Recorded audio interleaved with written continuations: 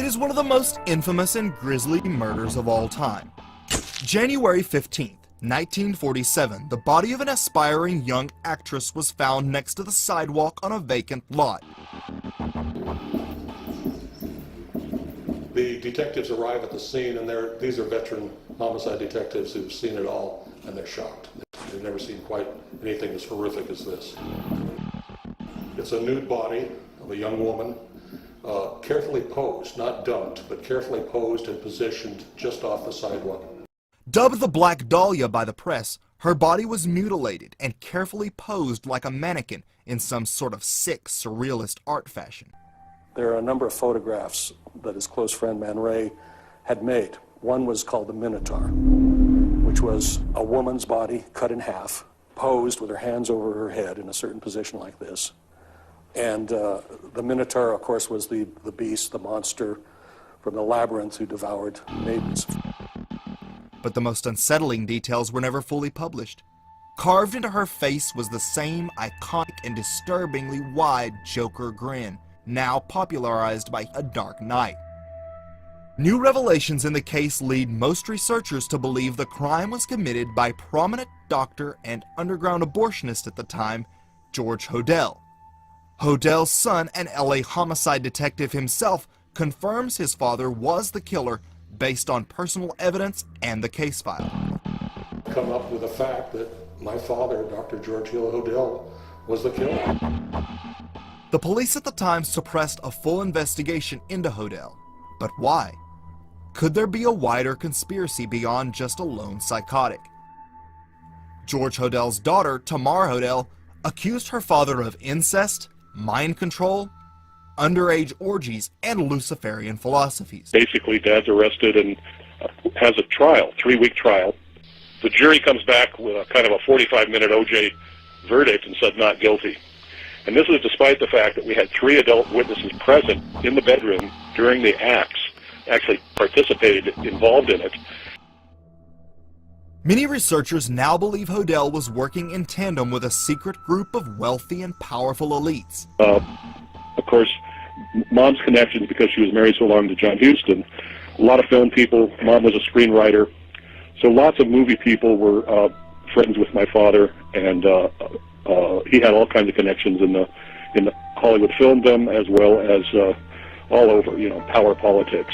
In his book, Weird Scenes Inside the Canyon, researcher Dave McGowan concludes that the Black Dahlia was recruited as a ritualistic sacrifice by members of an elite cult engaged in satanic practices. But Hollywood's macabre history of ritual murder doesn't end there. 1 year after completing his eerily prophetic film Rosemary's Baby, Roman Polanski's pregnant wife, the actress Sharon Tate, is found slain in a gruesome murder done at the hands of Charles Manson's demonic family.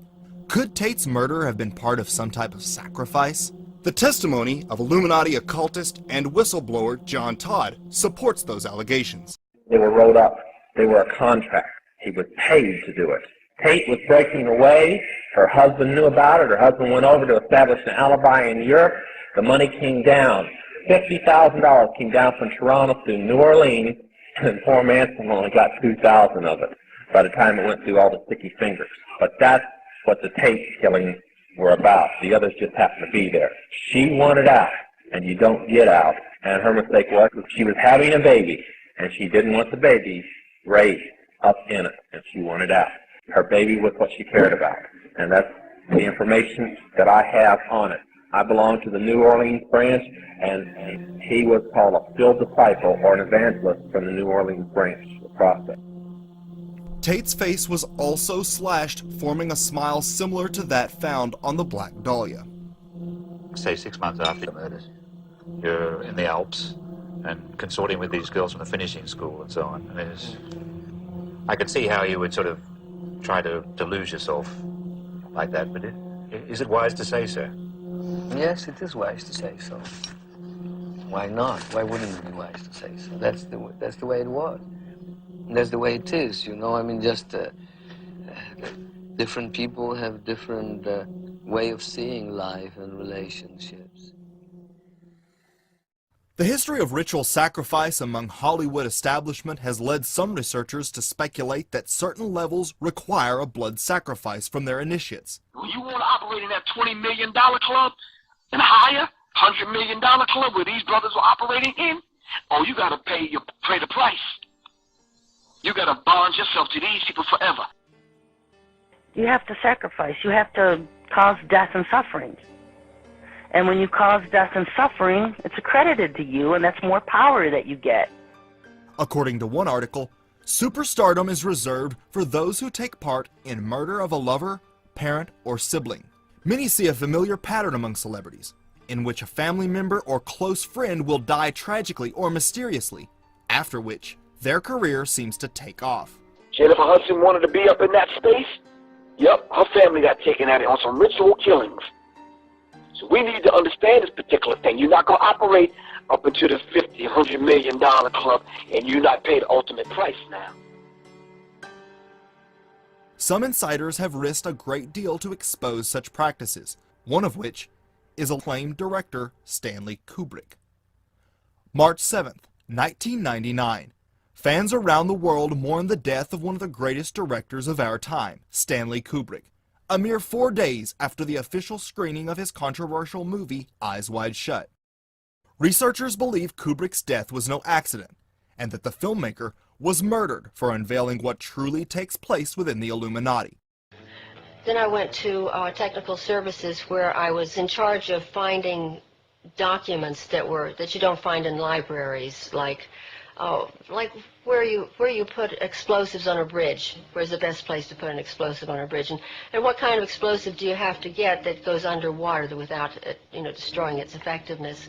Also, I had to find, one time they wanted me to find out if there was such a thing as a poison that was undetectable, especially one that seemed to mimic a heart attack, that would kill someone, but it would appear that they had a heart attack. I did find such a thing. Does this pistol fire the dart? Yes, it does, Mr. Chairman, and a special one was developed which potentially would be able to enter the target without perception.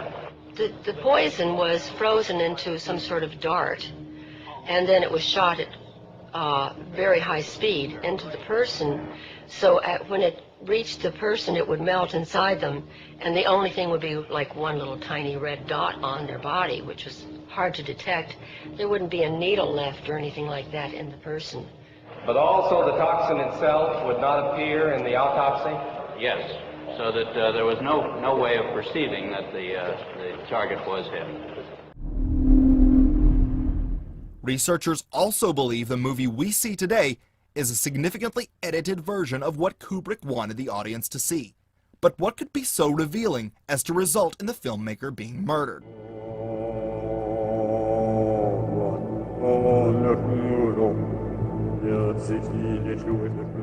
The film depicted a New York doctor played by Tom Cruise who infiltrates an elite mansion party where he finds masked orgies and what appears to be high-level sex slaves, all culminating in a human sacrifice. When Cruise's character presses to find out who was at the party, he is told, "If I told you their names, I don't think you'd sleep so well." What made the film particularly dangerous to the elite was not so much its portrayal of powerful men having kinky sex, but the fact that it alluded to the much darker, ritualistic sex magic and sacrifice motivating this behavior. Whether or not Kubrick was murdered for his dramatic expose, ritualistic sexual exploitation and human sacrifice is certainly a recurring theme among the higher echelons of Hollywood's elite. With all its bizarre activity and lurid scandals, the fact that Hollywood has a dark side should come as little surprise to most. However, its occult underbelly is still lesser known. Stories continue to surface of sex scandals, murder, and satanic ritual abuse, with none of the pieces ever being put together. What you see from the outside is only the tip of the iceberg, but it goes deep. You see satanic rituals happening, you hear about them from friends. There are culty organizations springing up left and right. People join up with organizations that may not be beneficial for them. Today, decades after Anton LaVey went around luring celebrities like Sammy Davis Jr. and Jane Mansfield into his satanic church, the influence of the dark occult is still as present as ever in Hollywood. There's a bunch of devil worshippers in Hollywood. And there's a lot of black of them, a lot of black folks too. And they be throwing up them signs, you see them, this, that, all of them. Watch the rappers, watch them folks. It's scary.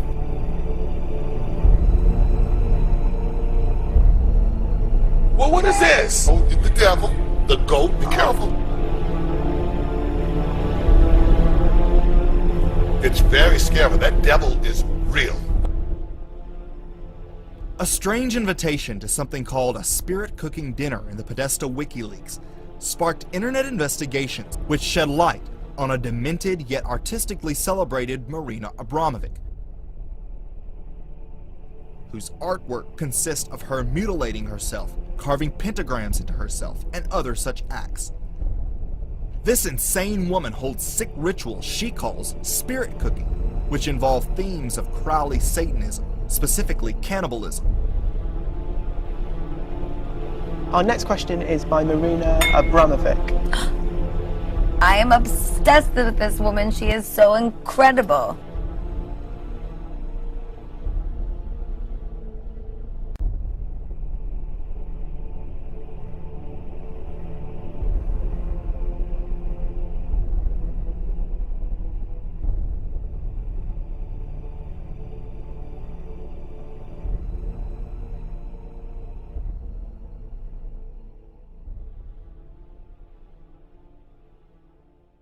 What's on the menu? Well, it likely depends on whether the event is public or private. Marina herself admits that when done in a private setting, it is in fact a spiritual invocation. Also revealed was her adoration among Hollywood power brokers and A-listers, such as Lady Gaga, of course, Jay-Z, Pamela Anderson, Hugh Jackman, Will Ferrell, Gwen Stefani, and Kim Kardashian. She holds events simulating cannibalism in which her elite guests are charged upwards of $20,000 to partake in the cutting and eating of cakes designed to look like real human bodies with real people's heads on top. Are they really paying $20,000 for a weird cake party, or could there be a more private gathering afterwards? At an event attended by Lady Gaga and Hugh Jackman, the cannibalism was less symbolic. A-list attendees equipped with spoons scraped syrup from a naked woman's body. The naked person's natural oils and dead skin cells are scraped off and trapped in the syrup, which they then eat. This reflects the Gnostic philosophy of doing something such as cannibalism on a minor level before actually doing it in full.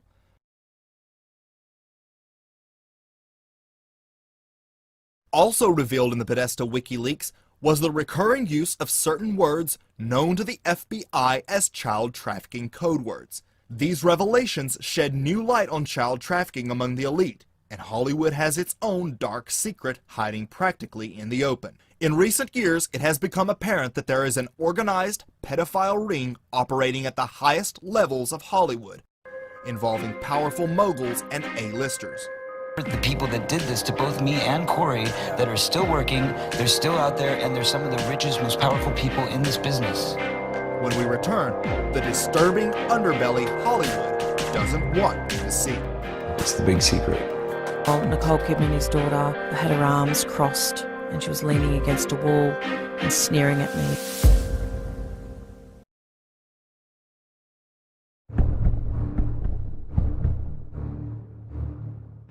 Elijah Wood created headlines worldwide in 2016 when he spoke out to the Sunday Times about, quote, something major going on in Hollywood, which he claimed to be in the grip of a child abuse scandal similar to Jimmy Savile. Savile was England's most prolific sexual predator, preying on children, the elderly, and even the dead. But it was Wood's final comments on the matter that alluded to even darker aspects. It was all organized.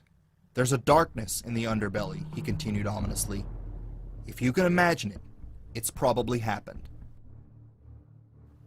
Wood has without a doubt been privy to a side of Hollywood most will never see, and has likely heard whisperings of some of the ritualistic abuse going on in elite enclaves within Hollywood.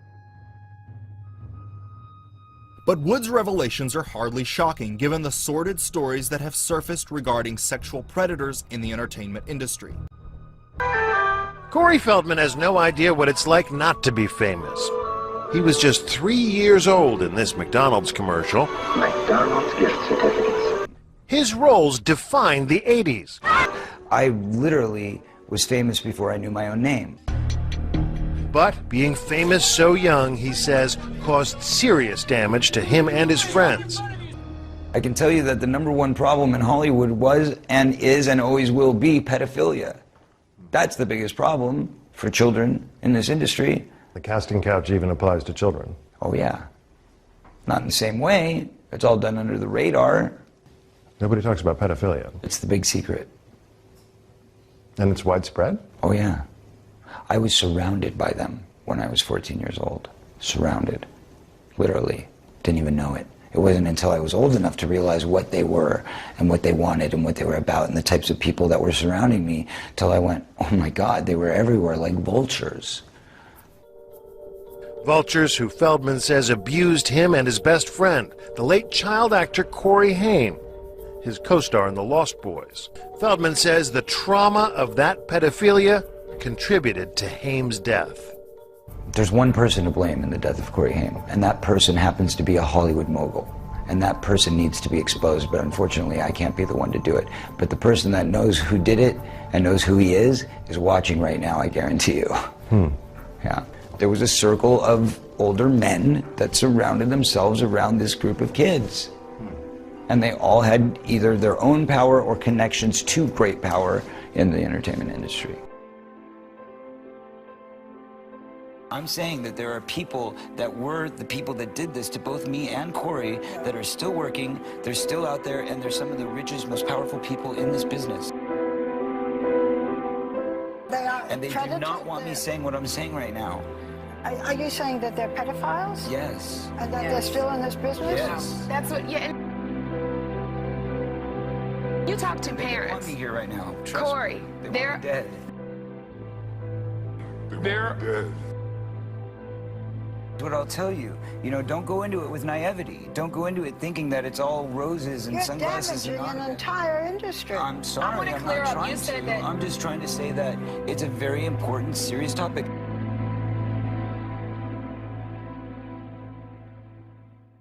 When looking at the history of child sexual abuse in Hollywood, you see a systemic cover-up reminiscent of the Catholic Church scandal. Many in the entertainment industry knew Haim and Feldman were being abused, and no one spoke up or did anything to stop it.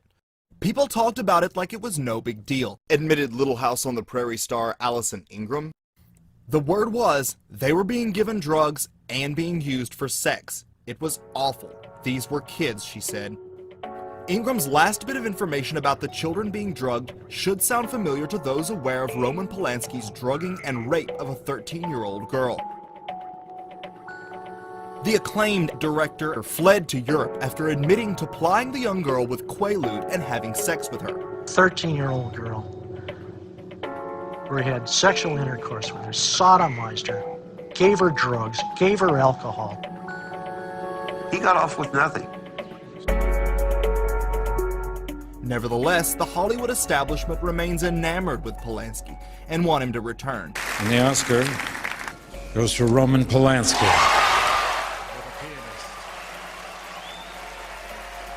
Literally hundreds of famous actors, directors, and other entertainment royalty have petitioned for the dropping of charges against Polanski. Like a dam beginning to break, each crack leads more lurid allegations against increasingly powerful figures in Hollywood. Documentary director Amy Berg, who previously exposed the Catholic Church's abuse, showcased the brave testimony of victims of sexual predators in the entertainment industry. Confident in saying all of the convicted predators that I have been familiar with had many more victims than the one that was convicting. We're absolutely talking about the tip of an iceberg. I'm not sure that we'll ever see the whole iceberg because I think there's so many factors pushing that iceberg down into the water. The writer and director of the Jeepers Creepers franchise, Victor Salva, is a convicted pedophile who admitted to child rape and procuring a child for pornography. Hollywood power broker Francis Ford Coppola discovered and helped establish Salva. Coppola sponsored his first feature film, Clown House, which was partly filmed at Coppola's estate. This movie served as a front for the production of child porn, featuring the 12-year-old actor using the same exact cameras being used to film the movie. He only served 15 months in prison before he was back out, and within a few years, directing a movie for a subsidiary of Disney. A new Jeepers Creepers movie is set to be released in 2017, and Salva will walk the red carpet at the premiere more praised than ever. But Salva's production of child porn hints at a deeper level of exploitation on a grander scale.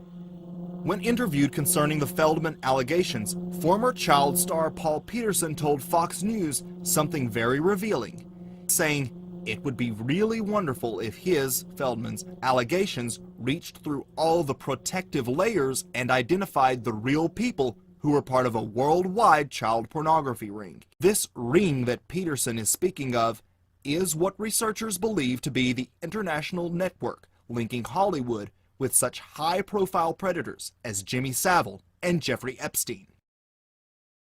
For those who thought Hollywood's connections to the elite child abuse network couldn't get any stranger, it's about to get a lot more shocking. In 2014, Nicole Kidman's father died under extremely suspicious circumstances in a Singapore hotel, and online sources speculated that the 75-year-old had actually fled to Singapore after child abuse allegations were filed in Australia, linking him to an elite pedophile ring that abused and sacrificed children, and that his death was likely a murder.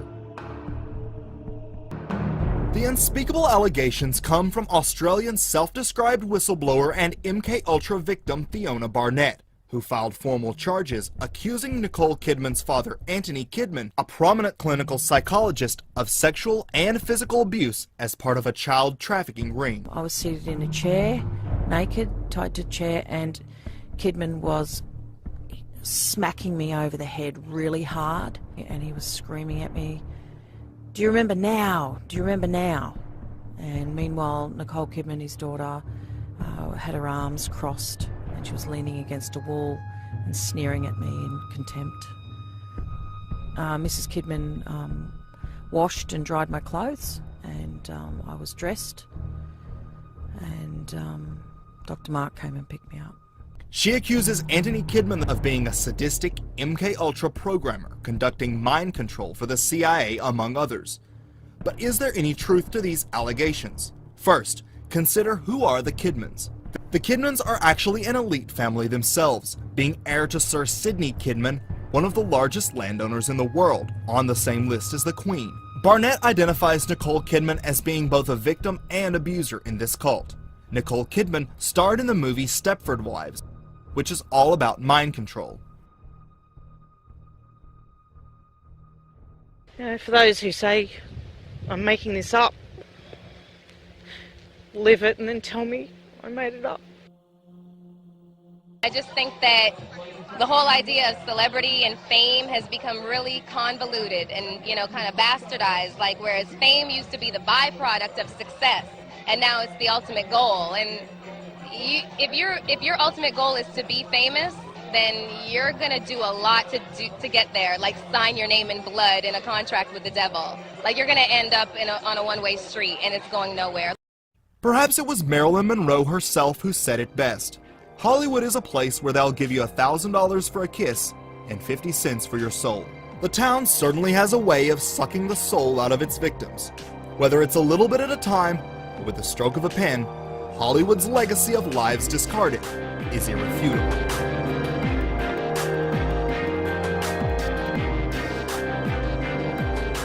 Thanks for watching. Be sure to subscribe and check out my other documentaries.